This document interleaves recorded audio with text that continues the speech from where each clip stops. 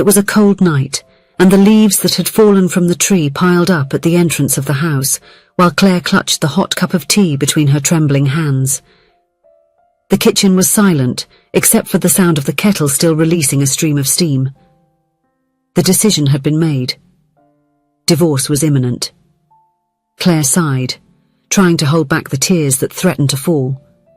The steam rising from the cup fogged up her reading glasses, the same ones Ethan had given her on her 35th birthday. When her vision cleared again, her eyes rested on the fridge covered with photos and children's drawings, each telling a small story of moments that seemed so distant now. Claire lightly touched the wedding ring on her finger, feeling the cold metal against her skin. In a few days, that symbol of eternal love would be just a memory. Upstairs, Ethan stared into the void through the window of the room that would soon be just his. The pain spread in waves, and he wondered where everything had fallen apart.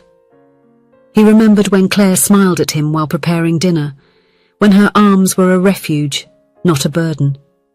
But those moments had long since become distant, almost unreal. On the other side of the street, a young couple walked hand in hand. Ethan felt a tightness in his chest. That's how he and Claire used to be, smiling, connected, strong together. Now, they could barely be in the same room without the air becoming heavy, filled with unspoken words and accumulated resentments. Life had lost its rhythm. The routine was burdensome, and he felt crushed by his own inertia. For years, the stress of work and the burden of not managing to handle their daughter's medical bills had eroded his spirit. Ethan simply froze. He could no longer be the strong man he had promised to be, and that devastated Claire, who now seemed made of a bitter and unbearable rigidity. He was tired and depressed, and any situation that required a decision or a responsibility made him stressed and irritable, as if he were constantly on the verge of an emotional breakdown. He looked at the photo on the bedside table. Him, Claire and Hannah in front of the municipal park's lake, all smiling under the summer sun, Hannah's hair still sparse after the treatment. Even in the most difficult moments, they found small joys to celebrate. How had they lost that? When Hannah was still a little girl, so small and fragile, she began a battle against a cruel and devastating disease. Claire abandoned her dreams and her career as a university professor to be by her daughter's side, and Ethan dived into work to cover the expenses that seemed to multiply. Years passed until the cure came, bringing with it suffocating relief, but also immense exhaustion that no one knew how to manage. The nights at the hospital had been endless. Claire slept in an uncomfortable armchair next to Hannah's bed, while Ethan worked late and arrived exhausted, just to take turns with her for a few hours. The white aseptic walls, the smell of disinfectant, the constant sound of monitors, all of this had become their world for so long that, when they finally left, they no longer knew how to live normally. Now, Hannah was 13 years old, and her little brother Liam was 6. The news of the divorce devastated them. Hannah was paralyzed, trying to swallow the feeling that her family was falling apart because of her. She was at the beginning of adolescence, and her mind seemed like a chaotic and noisy zone. Everything was confusing and intense, as if a heavy fog covered her thoughts. As much as her parents said the decision had nothing to do with her, Hannah couldn't accept it. She saw things differently. She believed there was still something that could be saved. As for Liam, still without fully understanding what it meant, he just cried when he saw his sister so crushed. In her room, Hannah looked at the large photo board she had put up on the wall. Her fingers traced the outline of her favorite image, herself in the middle of her parents, on the day she left the hospital for the last time. She vaguely remembered the joy of that moment, the warm sun on her face, the feeling of finally being able to go home. But something else had happened that day, something she couldn't remember clearly. Liam entered the room without knocking, as he always did. His eyes were red from crying so much. "Hannah, are Mommy and Daddy going to live in different houses?" he asked with a choked voice, hugging his favorite plush dinosaur. Hannah gestured for him to sit by her side on the bed. "Yes, Liam, but they're still our parents and they still love us very much." "Then why can't they love each other too?" The question hit Hannah like a stone. It was exactly what she had been asking herself for weeks. Why couldn't they love each other? What had changed so much? That morning, while preparing coffee, Claire and Ethan crossed paths in the kitchen. He placed the toast on the grill and she poured coffee into the cup. For a moment their eyes met, and a shy smile slipped out. Ethan grabbed the butter from the fridge, and as he handed it to Claire, their fingers lightly touched. It was a brief touch, but enough for them both to feel the weight of the distance they had built over the years. "Do you remember when Hannah decided she wanted to make pancakes by herself?" Ethan commented, trying to lighten the silence. Claire chuckled softly, shaking her head. "She used almost 1 kilo of flour. The kitchen looked like a battlefield. And the dog helping to lick the floor," Ethan added, smiling. For a moment, soft laughter filled the room, bringing unexpected relief. But soon the silence returned, and the happy memory was swallowed by the cold reality that surrounded them. Claire realized that she still felt something when she was close to Ethan. It wasn't just bitterness or disappointment. There was an echo of the love they had shared, as faint as the sunlight at the end of the afternoon, but still present. Did he feel it too?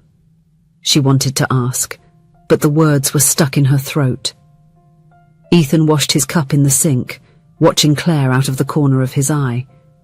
She still wore that soft perfume he loved so much, the same one that clung to their clothes when they slept cuddled together. He wanted to say something more, to continue the conversation, but he couldn't find the words. Years of silence had created a chasm between them, and he no longer knew how to cross it. During the day, Hannah remained restless. There was something about the memory of that day in the hospital that bothered her. After dinner, while browsing her social media absent-mindedly, she received a message that made her heart race. "Hello, Hannah. I'm Nurse Emma, remember me? I was organizing files and found this video. I thought you and your parents would like to have this memory. You were a very special family to all of us on the team." Hannah watched the video with trembling hands. There it was, the memory she was looking for. That night, everyone was at the table, making an effort to maintain cordiality. It was the last week together in that house.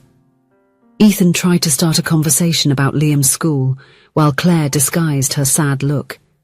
It was then that Hannah, with a timid and broken voice, said, "I received a message from Emma, the nurse. Remember her? From the hospital. She sent me a video of us, from when I was discharged." Claire and Ethan looked at each other, confused and cautious. Hannah opened the video on the tablet and placed it on the table. The image shook a little, captured by a nurse who wanted to record the moment. Claire was hugging Ethan, sobbing with joy. The couple could hardly speak, overwhelmed by emotion. Ethan held Hannah in his arms, kissing her forehead repeatedly, and Claire stroked her daughter's hair, as if the certainty that she was okay would never be enough to alleviate all the past suffering. The video progressed, showing the two whispering promises of a new life, of never letting things destroy them again. A dense silence took over the table. Claire covered her mouth with her hand, trying to hold back her tears. Ethan, with tears welling in his eyes, clenched his fists on the table, battling the guilt that seemed to crush his chest. In the video they were emotional and hugging. That moment brought a reflection on many things, about all the moments they had lived together as a family, how there was love there, but it was stifled by 1,000 problems, and how they were happy together back then. The video ended, but no one moved. Liam looked at his parents, confused, feeling the tension in the air. "Why are you crying?" Claire couldn't respond. The words she and Ethan had exchanged that day echoed in her mind. Always together. How had they forgotten that promise? Hannah watched her parents closely, waiting for some reaction. "Nurse Emma said you were the most united family she has ever seen pass through the hospital. She said all the nurses bet that you would stay together forever because if you managed to overcome that..." Her voice broke, and Ethan instinctively reached out, touching his daughter's arm. "Hannah, Sometimes people change and they can't anymore. No, Hannah interrupted with a force that surprised everyone. You didn't change, you just forgot. Forgot how it was before. Claire felt the tears running down her face. Hannah, it's not that simple. Why not? After fighting so hard together, why are you giving up now? The silence that followed was heavy, loaded with unresolved emotions and hard truths to face. That night, after the children went to sleep, Claire and Ethan stayed in the living room in silence. The video had stirred something too deep to be ignored. Ethan finally gathered the courage to speak. I left you alone for so long. His voice faltered, and he wiped his eyes. I was so caught up in my pain that I forgot about you, about us. I never thought fear could consume me like that. Claire approached, and I spent so much time trying to be strong that I forgot to share the burden with you. I thought you didn't want to, that you had distanced yourself by choice. But I guess I also didn't make room for you to come back. They stayed there, talking about everything they had neglected, about the pressures, the bills, the sleepless nights, the fear of losing Hannah. It was as if they finally managed to see each other beyond the layer of frustration that had been suffocating them for years. They had grown very close during that time. Their faith and their desire to fight for their daughter spoke volumes, and all the other things became meaningless. What mattered most was being together during that difficult moment. Do you remember when we promised we would talk about everything? Claire asked softly. When did we stop? Ethan sighed deeply. I think it was when I thought I couldn't show weakness. You were already carrying so much weight, taking care of Hannah and then Liam. I didn't want to be another problem. And I thought you were distant because you were dissatisfied with me, with our life. I never was, Ethan confessed, looking directly into Claire's eyes for the first time in months. I was just lost, drowned in worries. In the silence of that room, their hands met. It wasn't a romantic gesture, but a recognition. They were both hurt, both scarred, but still cared about each other. They decided that they didn't want to continue that way, but they also couldn't just move on as if nothing had happened. The love was still there, but it needed to be rebuilt, consciously, maturely, knowing that the home they desired depended on both choosing to fight for it. The next morning, after a night of honest conversations, Claire and Ethan gathered the children in the living room. We've made a decision, Claire began, her voice lighter than it had been in recent months. We are going to delay the divorce papers. Hannah's eyes widened. You're not going to separate? We don't know yet, Ethan replied honestly, but we found out there's a lot we need to resolve before making that decision.